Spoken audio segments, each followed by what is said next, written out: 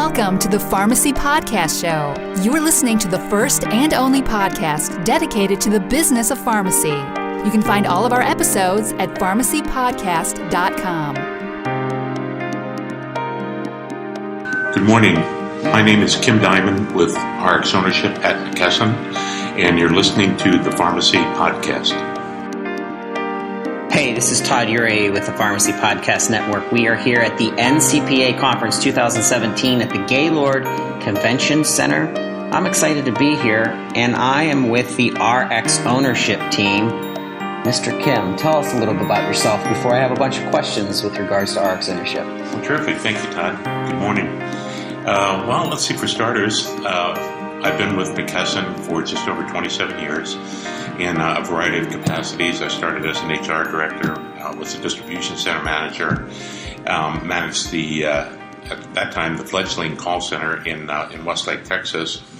Moved to vice president of sales on the retail side at one point, and for almost 8 years now, have been with the RxOwnership initiative.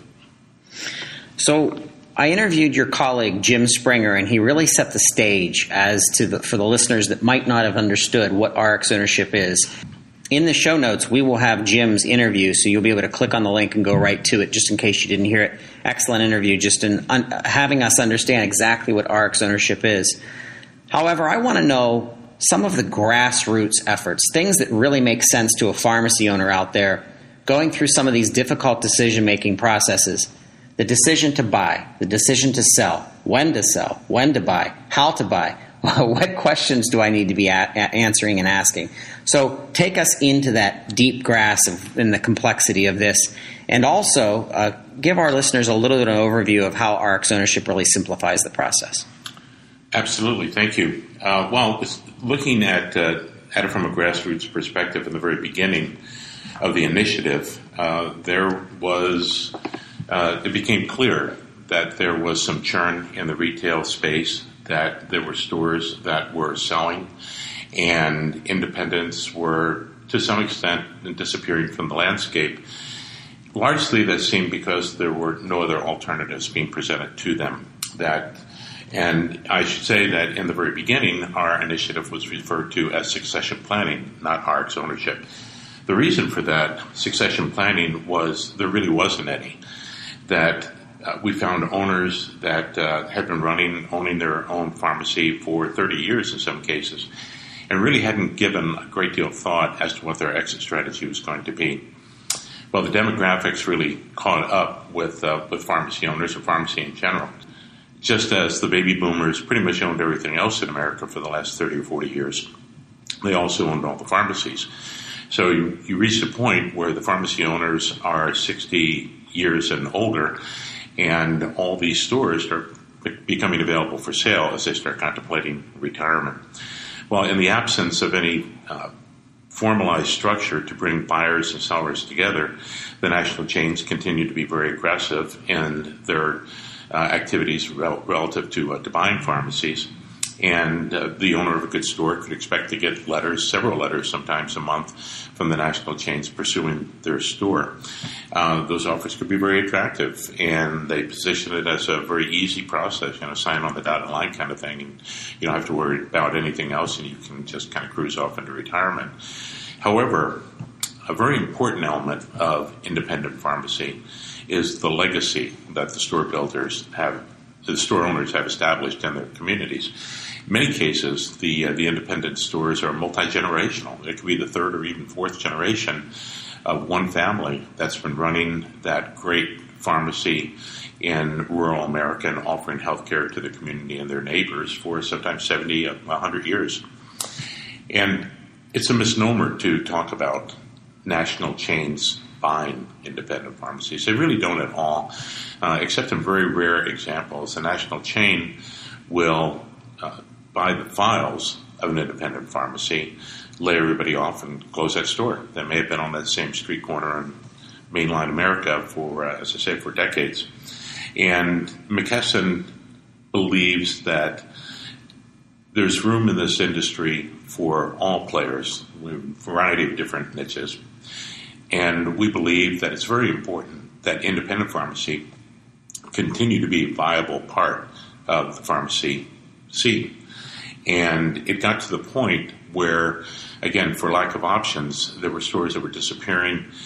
We decided to step up with this initiative that we now call RxOwnership as an advocacy for independent pharmacy, where, among other things, we can bring buyers and sellers together, where we can leverage the power of the McKesson sales teams throughout the country, who every time they're in a store, they are asking a variety of questions, but some of which are, what are your growth plans for that store? What are your exit strategies? And what are you looking for down the road? And they can feed that information back to us. We have a national database to the extent where McKesson divides the country into 4 operating regions, and we have a vice president of RxOwnership in each. I'm actually based out of Minneapolis, so I cover the north central region of the country. But if you, as a store owner in Madison, Wisconsin, for instance, part of my territory, told me that you were interested in buying a store in San Diego, through our national database and the data collected by our local sales teams, I could find you a store in San Diego. So among the functions, the services that we provide, and no charge, by the way, there's no charge for any of the services provided by RxOwnership. Certainly one of the more significant is bringing buyers and sellers together. That if you're sitting there in Victor, Iowa, population 800, and your store is, you decide that it's time to sell your store, it'd be very difficult for you to identify a local buyer for your store, and that's where we can really play a major role, beating the bushes and seeing who may be out there to purchase that store, as well as working with startup pharmacies that have become a very important part of our sector, our industry, over the last 4 or 5 years. And we can work with those young pharmacists as well as the established owners in maintaining independent pharmacy as a very strong and viable sector of pharmacy in America. Kim, there are sections of your territory that the community, the only entity in that community that's serving any type of health care is the pharmacy. Absolutely true. And then a chain comes in, buys the files, dismantles the pharmacy, lays off the employees, no more T-ball sponsorship, no more football team sponsorship, no more integration into the community. I just think that when that happens, part of the value that independent pharmacy, community pharmacy brings to the community is gutted from the community. And it really leaves, I think, a hole. So what excites me about RxOwnership is I've heard stories from owners that have told us this was the only way I was going to be able to preserve my family's 3 pharmacist ownership legacy, 3 generations, and then pass it to that next pharmacist that really wants to build and run the next generation of what it is to run a privately owned community pharmacy. So just share with our listeners, you can pick any amount of the stories, I'm sure you have hundreds, about a case like that in fact the pharmacy was the only entity in the healthcare in the community that was the healthcare system or the healthcare provider. Well, for starters, Todd, I couldn't agree with you more of your assessment of the impact of a national chain coming into a small community, a town in rural America, and actually there are 2 stories that come immediately to mind. One at an idea share in the McKesson trade show that we conduct every year. Maybe 3 or 4 years ago, an important part of Idea Share has become the RxOwnership Luncheon, where we, through a variety of different formats that we've experimented with over the last several years, bring information to the people that attend the luncheon, and we'll get hundreds of people participating in our luncheon. But at this particular one, 3 or 4 years ago, there was a husband and wife, both pharmacists, that owned a pharmacy in a small town in Kansas. And they were of a certain age, and they're contemplating retirement. And it's a good store, more than $4 million in annual sales, a very strong store, particularly in a small market. And again, they're receiving the letters from the national chains continuously. Executives from national chains stopping by to talk to them. And as is true in many situations, that store represents the retirement of that couple. I mean, they may have utilized other savings vehicles, but the store and the anticipated sale of that store, is going to fund their retirement. So it's not something that they take lightly. But in evaluating these big offers that they were receiving from the national chains, there was another factor that they had to consider. And that was something that really cuts to the very core of independent pharmacy and the service they provide to their community. There was a young girl named Jenny, 12 years old, that was suffering from a form of cancer. And as is often the case with pharmacy owners, independent pharmacy owners, it's not unusual to have to go in and open your store at 2 o'clock in the morning because you have a patient that needs the medicine that you're stocking in your store, and that you've got to go in and open up at 2 o'clock in the morning. You've got to drive 10 miles to deliver that prescription. And that was the situation here. And they're maintaining the pharmaceuticals that are not only keeping Jenny alive, but providing them a measure of quality of life for her. So they're, on the one hand, they feel an obligation to their community and to this patient in particular. And on the other hand, they're weighing this big offer from the chain. And they're talking to me about it. And what should we do? And we continued to talk through it. And they told me that the night before they came to an idea share, they were again at their kitchen table late at night and weighing the offer. And we've got to take this offer. It's just too good to walk away from.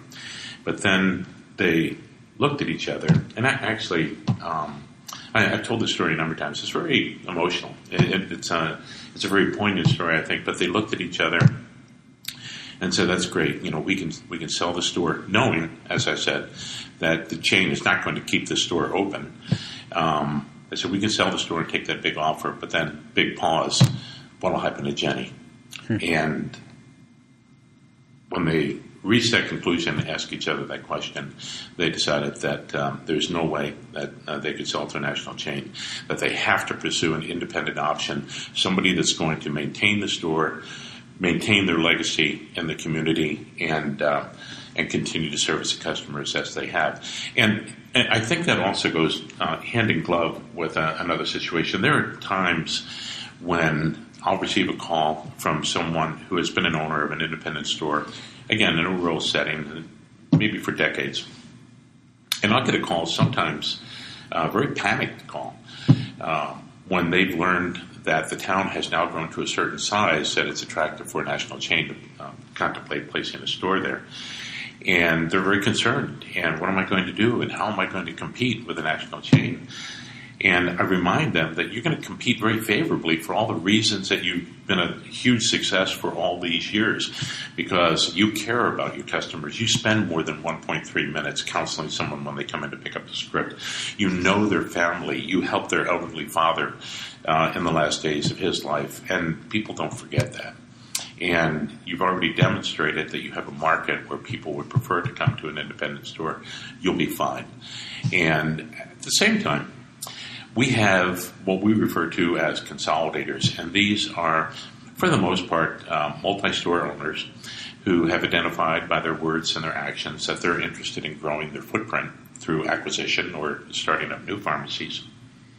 And I have had calls from consolidators, independent owners, that are only interested in going into a community where the only pharmacies there are national chains, because they know precisely what an independent pharmacy can bring, and they know that they'll take 50% of that chain scripts in 6 months, because they're going to introduce a measure of quality and compassion and service that just isn't present with the chain. So there are, as has often been said about other situations, the death of independent pharmacy is vastly premature and vastly overplayed. NCPA will tell you that there are 1,000 new independent stores that open in America every year.